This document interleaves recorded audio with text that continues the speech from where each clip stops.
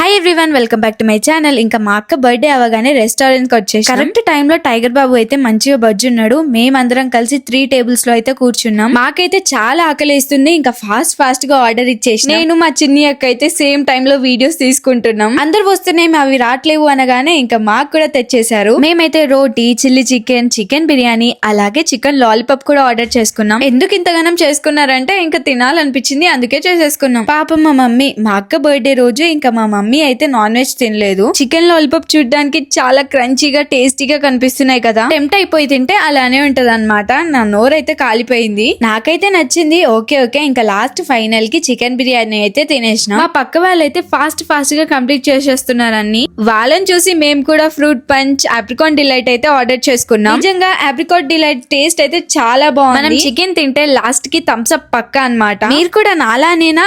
Comment చేసి చెప్పండి. Bye.